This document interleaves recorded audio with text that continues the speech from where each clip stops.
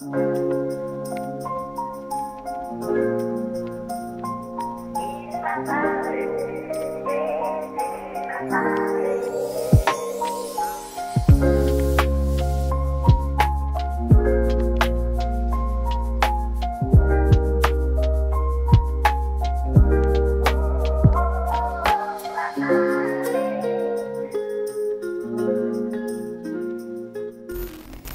chers amis, nous voilà une fois de plus en votre compagnie et c'est pour nous une véritable joie de vous savoir fidèles à notre rendez-vous en télédiffusion, en radiodiffusion pour suivre la série biblique Il m'a parlé. Merci à la compétente équipe de Espérance Média Martinique pour ce merveilleux travail jusque-là réalisé. Aujourd'hui, notre 31e sujet sera consacré aux enseignements de Jésus, pas seulement ceux qu'il a prodigués durant sa vie terrestre, tels que nous les découvrons dans les pages du Nouveau Testament, mais également ceux consignés dans l'Ancien Testament, sachant que Dieu et Jésus sont un. Nous allons prier tout d'abord. Notre Dieu, notre Père, toi qui vis à jamais, toi qui de toute éternité es Dieu, merci une fois encore de nous accompagner par ton Esprit Saint, afin que notre sujet du jour soit bien compris par chacun. Merci d'éloigner tout esprit contraire qui pourrait troubler l'intelligence de celles et de ceux qui nous font l'honneur de suivre cette série biblique au nom de Jésus. Tout pouvoir m'a été donné dans le ciel et sur la terre. Allez, faites de toutes les nations des disciples, les baptisant au nom du Père, du Fils et du Saint-Esprit, et enseignez-leur à observer tout ce que je vous ai prescrit. Et voici, je suis avec vous tous les jours jusqu'à la fin du monde. Matthieu 28, les versets 18 à 20. Telles sont les paroles de Jésus prononcé après sa résurrection, adressé à ses disciples avant de quitter cette terre pour rejoindre son Père. Sa mission étant accomplie, le plan du salut ayant été merveilleusement réalisé. Ces paroles constituent son testament d'une portée universelle. C'est aussi son ordre de mission, la feuille de route dont chacun devra s'acquitter honorablement. Quelle signification peuvent avoir les mots que Jésus utilise en introduction à cet ordre de mission? Tout pouvoir m'a été donné dans le ciel et sur la terre. De qui détient-il ce pouvoir et quelle est l'étendue de ce pouvoir? Il est important de savoir que Jésus-Christ n'est pas simplement un ministre plénipotentiaire à qui Dieu aurait donné les pleins pouvoirs pour accomplir une mission. Jésus est bien davantage. Nous lisons dans le préambule du livre de Jean ce qui suit. Aux origines, avant que rien n'existe, le Fils, expression de Dieu, était là. Il était face à face avec Dieu, étant lui-même Dieu. De toute éternité donc, il était là, face à face avec Dieu. Tout ce qui existe a été créé par lui. Absolument rien n'a pris naissance sans lui. La vie résidait en lui. Cette vie est la lumière de tout le genre humain. C'est le Christ qui était la lumière véritable venant dans ce monde, celle qui éclaire tout être humain. Le Fils, expression de Dieu, s'est incarné. Il est devenu homme et a vécu parmi nous. Oui, nous avons contemplé sa splendeur glorieuse, une splendeur que seul le Fils unique envoyé par son Père pouvait posséder. Tout en lui n'était que grâce et vérité. Jean chapitre 1er, les versets 1 à 14. Oui, oui, Jésus est Dieu. L'apôtre Paul le confirme dans Philippiens chapitre 2 au verset 6. Le Christ, dès l'origine, fut d'essence divine, un avec le Dieu saint. Il avait sa nature, sa gloire sans mesure, ses attributs divins, loin de mettre sa joie à trouver une proie dans son égalité avec le Dieu suprême, il s'abaissa lui-même avec humilité. Le roi de tous les êtres ici-bas voulait naître en simple serviteur. Esclave volontaire, il a vécu sur terre sans éclat, sans honneur, homme parmi les hommes.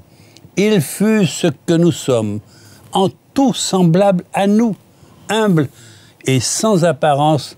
Dans son obéissance, il alla jusqu'au bout. Il humilia son âme jusqu'à la mort infâme d'un criminel en croix.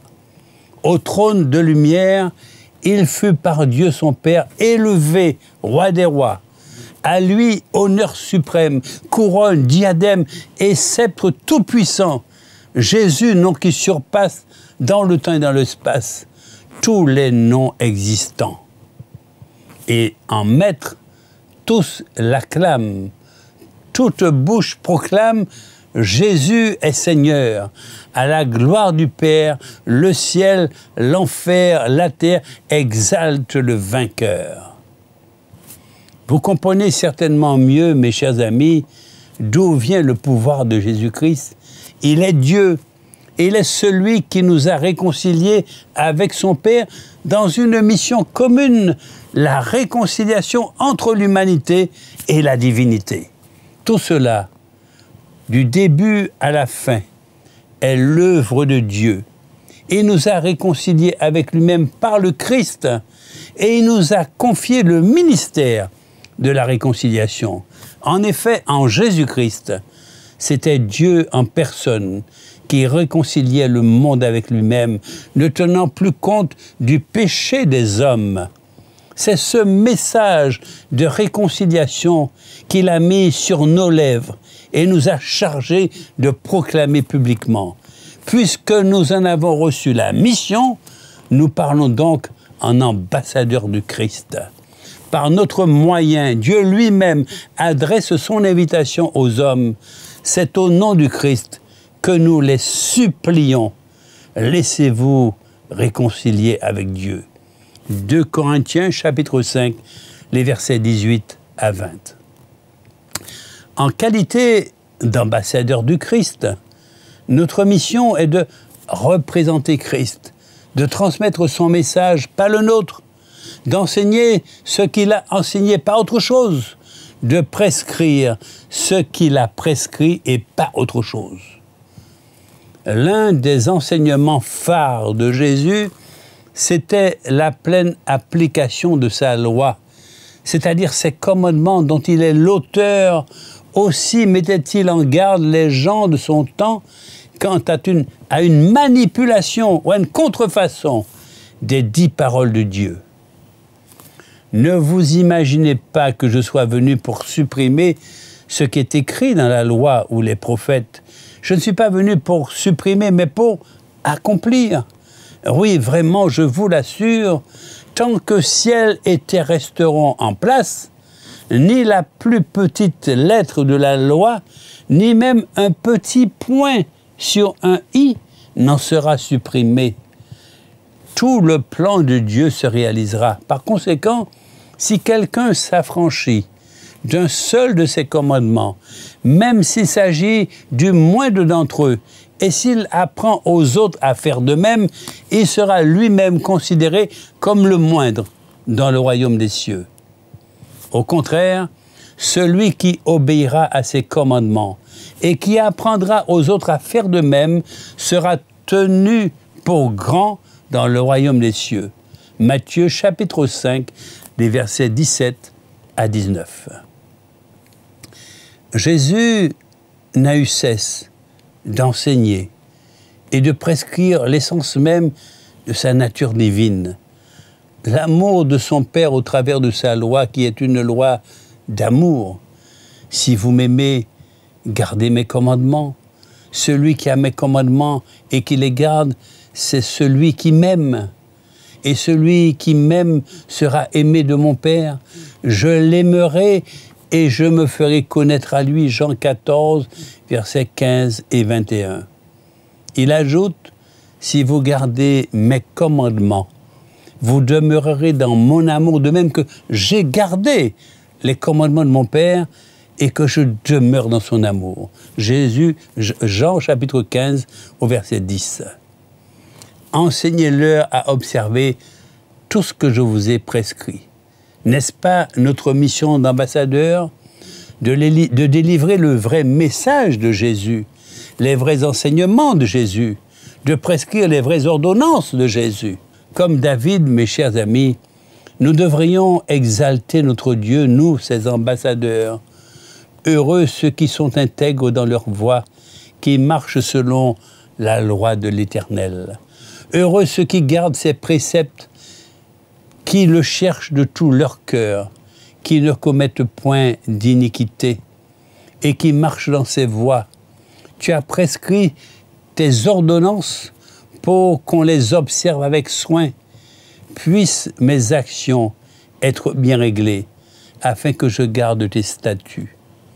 Alors je ne rougirai point à la vue de tous tes commandements.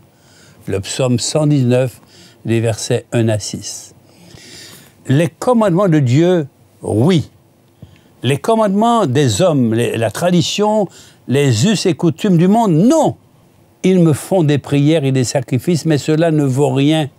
En effet, ce qu'ils enseignent avec assurance, ce sont des commandements humains. Marc chapitre 7 et au verset 7e. Est-ce à dire que les commandements de Dieu que Jésus a enseignés et prescrits seraient trop durs à pratiquer? Quiconque croit que Jésus est le Christ est né de Dieu, et quiconque aime celui qui l'a engendré aime aussi celui qui est né de lui. Nous connaissons que nous sommes et que nous aimons les enfants de Dieu lorsque nous aimons Dieu et que nous pratiquons ses commandements. Car l'amour de Dieu consiste à garder ses commandements, et ses commandements ne sont pas pénibles, parce que tout ce qui est né de Dieu triomphe du monde. Et la victoire qui triomphe du monde, c'est notre foi. Qui est celui qui a triomphé du monde, sinon celui qui croit que Jésus est le Fils de Dieu? 1 Jean chapitre 5, versets 1 à 5. Mes chers amis, les commandements que Dieu a prescrits au nombre de 10 sont en fait une règle de vie à travers 10 principes d'amour pour notre épanouissement physique, mental, moral, psychologique et aussi spirituel. Loin d'avoir un caractère contraignant, nous imposant une soumission servile, voyons dans les commandements de Dieu, c'est-à-dire dans le décalogue, les 10 paroles, des préceptes dictés par l'amour. Premièrement, parce que Jésus m'aime et que je l'aime en retour, je n'aurai pas d'autre Dieu devant ma face. Parce que Jésus m'aime et que je l'aime en retour, je ne me ferai point d'image taillée et je ne me prosternerai point devant elle. Troisièmement, parce que Jésus m'aime et que je l'aime en retour, je ne prendrai point le nom de l'Éternel Dieu en vain. Parce que, quatrièmement, Jésus m'aime et que je l'aime en retour, je me souviendrai du jour du repos, le sabbat, pour le sanctifier, c'est-à-dire pour l'observer. Cinquièmement, parce que Jésus m'aime et que je l'aime en retour, j'honorerai mon père et ma mère. Sixièmement, parce que Jésus m'aime et que je l'aime en retour, je ne tuerai point, je n'attenterai point à la vie d'autrui. Septièmement, parce que Jésus m'aime et que je l'aime en retour, je ne commettrai point d'adultère. Huitièmement, parce que Jésus m'aime et que je l'aime en retour, je ne déroberai point ce qui appartient à mon prochain. Neuvièmement, parce que Jésus m'aime et que je l'aime en retour, je ne porterai point de faux témoignages, c'est-à-dire je ne mentirai point contre mon prochain.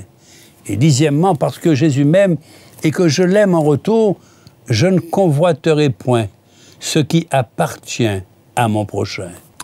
En toute honnêteté, mes chers amis, voyez-vous dans ces 10 paroles, ces 10 préceptes de Dieu, des commandements pénibles à observer au point de les remplacer par des commandements d'hommes. Les principes fondamentaux de l'enseignement de Jésus sont profonds, mais assez simples pour être compris par un enfant. Ils sont spirituels, mais pertinents pour la vie quotidienne.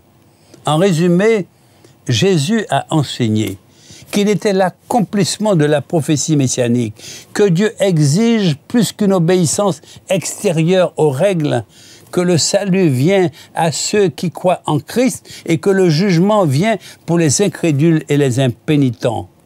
Jésus-Christ a enseigné que tout le monde a besoin du salut et que la situation d'une personne dans la vie n'a aucune influence sur sa valeur aux yeux de Dieu. Le Christ est venu sauver des personnes de tous les horizons. Les péchés passés de chacun ne jouent pas non plus un rôle dans sa capacité à recevoir le pardon, et Jésus a encouragé ses disciples à pardonner aux autres de la même manière. En fait, Jésus a enseigné qu'aucun péché ne pouvait être un obstacle au salut dès lors qu'il avait été confessé et pardonné. Mes petits enfants, je vous ai écrit ces choses afin que vous ne péchiez point. Et si quelqu'un a péché, nous avons un avocat auprès du Père, Jésus-Christ le juste. 1 Jean, chapitre 2, au verset 1er. Dans la parole de Dieu, dans le livre de l'évangéliste Luc, au chapitre 19, il est mentionné le parcours d'un homme du nom de Zachée. Zachée était un riche collecteur d'impôts, qui était sans doute méprisé par tous dans sa ville natale. Mais Jésus a passé du temps avec lui. Jésus a dit, « Le salut est entré aujourd'hui dans cette maison. » Pour quelle raison Jésus a-t-il fait une pareille déclaration? C'est parce que Zachée a eu confiance en Jésus, comme en témoigne le fait qu'il s'est repenti de ses péchés passés et s'est engagé à mener une vie de charité. Car le Fils de l'homme est venu chercher et sauver ceux qui étaient perdus, dit Jésus aux observateurs critiques. Jésus ne se souciait pas de savoir qui était cette personne perdue, riche ou pauvre, homme ou femme, mendiant ou roi. Tout le monde a besoin de naître de nouveau. Mon ami, Jésus t'appelle à venir à lui tel que tu es. Et c'est lui qui transformera ta vie, parce que toi aussi tu as besoin de naître de nouveau. Venez à moi, vous tous qui êtes fatigués et chargés, et je vous donnerai du repos. Matthieu chapitre 11 et au verset 28. Jésus, l'enseignant par excellence, n'a pas manqué d'observer le jour du sabbat et de se reposer, lui le Créateur, celui qui a institué ce saint jour. Jésus, revêtu de la puissance de l'Esprit, retourna en Galilée et sa renommée se répandit dans tout le pays d'alentour. Il enseignait dans les synagogues et il était glorifié par tous. Il se rendit à Nazareth où il avait été élevé et selon sa coutume, il entra dans la synagogue le jour du sabbat. Il se leva pour faire la lecture. Luc chapitre 4, les versets 14 à 16. Et encore dans Luc chapitre 4, verset 31, il descendit à Capernaum, ville de Galilée, et il enseignait le jour du sabbat. Jésus a également enseigné que le chemin vers Dieu passe par la foi et non par les bonnes actions. Il a fait l'éloge de la foi dans le chapitre de Luc au verset 7 au verset 9 et a mis au défi ceux qui se fiaient à leurs œuvres dans Matthieu chapitre 7 versets 22 à 28. Dans le livre de Marc et au chapitre 10, un jeune chef riche a un jour demandé à Jésus, « Bon maître, que dois-je faire pour hériter de la vie éternelle ?» Jésus lui a répondu par une question. « Pourquoi m'appelles-tu bon? Il n'y a de bon que Dieu seul. » Le Christ ne reniait pas sa divinité ou sa propre bonté, mais il savait que ce jeune homme ne reconnaissait pas Jésus comme le Messie. Par sa question, Jésus soulignait que ce que cet homme pensait qui rendait quelqu'un bon était faux, car personne ne peut faire quoi que ce soit pour se rendre suffisamment bon pour hériter de la vie éternelle. Les chefs religieux juifs de l'époque du Christ partageaient le point de vue du jeune chef, enseignant que l'observation de la loi de Dieu pouvait rendre quelqu'un acceptable devant Dieu. Aujourd'hui encore, de nombreuses personnes pensent à tort que leur bonne vie et leurs bonnes actions suffiront à les faire entrer dans le royaume de Dieu. Jésus a dit à ce jeune homme riche qu'il devait renoncer à toutes ses richesses et le suivre. Jésus a dit cela non pas parce que la charité rend juste, mais parce qu'il savait que le Dieu du jeune homme était l'argent. Le jeune homme pensait qu'il observait la loi, la cupidité a causé sa perte. Il s'est détourné de Jésus avec tristesse, car il avait de grands biens. Le Christ a enseigné que lui seul est la source de la vie éternelle. Si quelqu'un veut hériter de la vie éternelle, il doit suivre et adorer le Christ seul. Jean chapitre 6, les versets 45 à 51, également le chapitre 14e. Au cœur de l'enseignement de Jésus se trouve la bonne nouvelle de la venue du royaume de Dieu. Le royaume est mentionné plus de 50 fois dans les évangiles. De nombreuses paraboles de Jésus portent sur le royaume. En fait, Jésus a dit qu'il avait été envoyé dans le but de prêcher la venue du royaume. Luc chapitre 4e, le verset 43. Jésus a enseigné que le royaume de Dieu avait commencé sur terre avec son ministère. La preuve en était évidente en accomplissant des prophéties.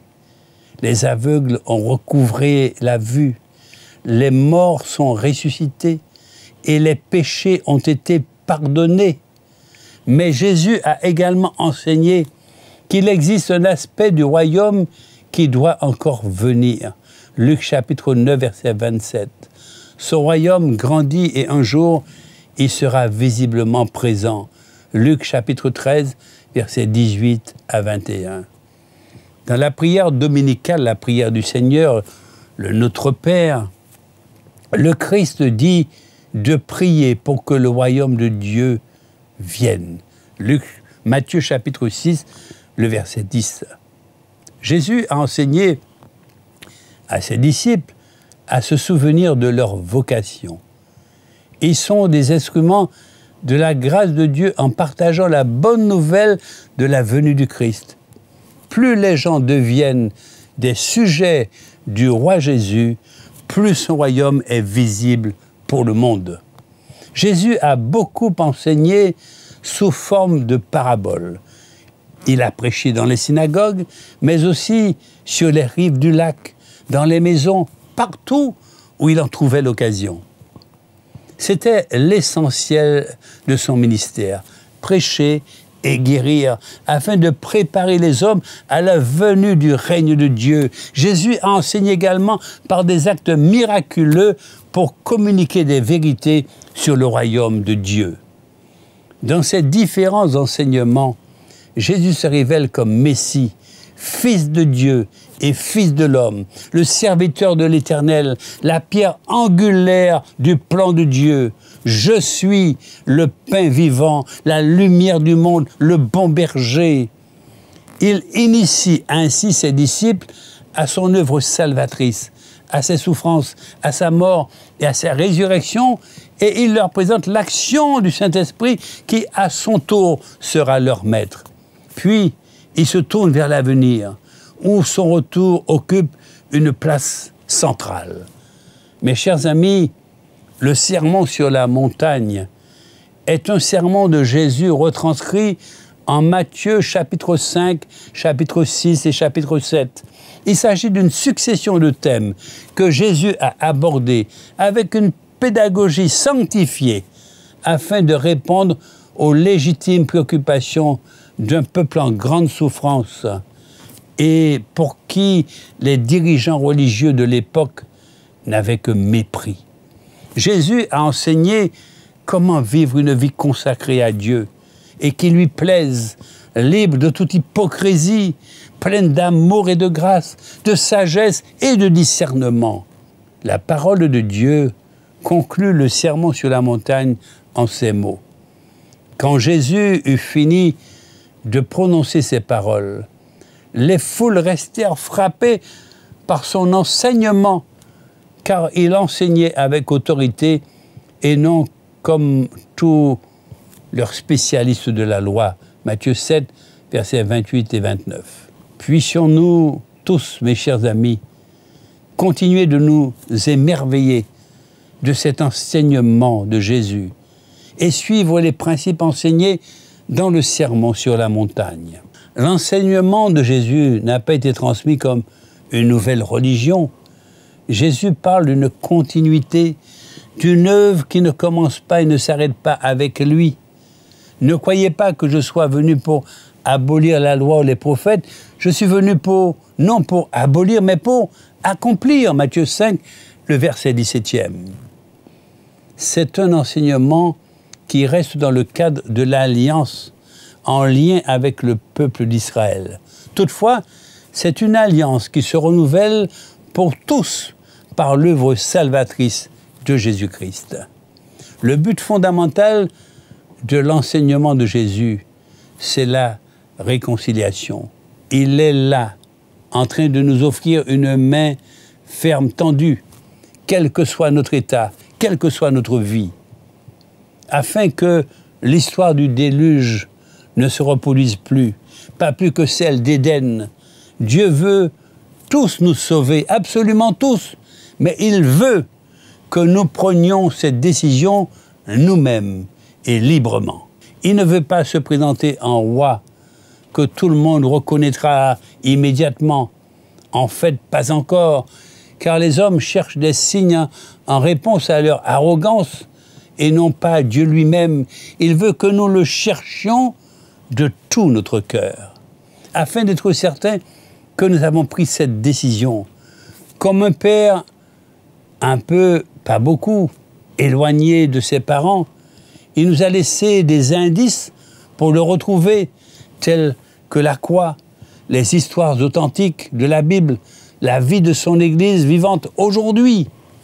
En définitive, mes chers amis, les enseignements de Jésus et ses prescriptions auront leur pleine puissance quand chacun d'entre nous, dans son cadre de vie, jouera son rôle d'ambassadeur.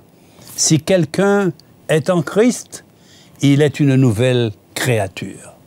Les choses anciennes sont passées, voici toutes choses sont devenues nouvelles. Et tout cela vient de Dieu, qui nous a réconciliés avec lui par Christ et qui nous a donné le ministère de la réconciliation.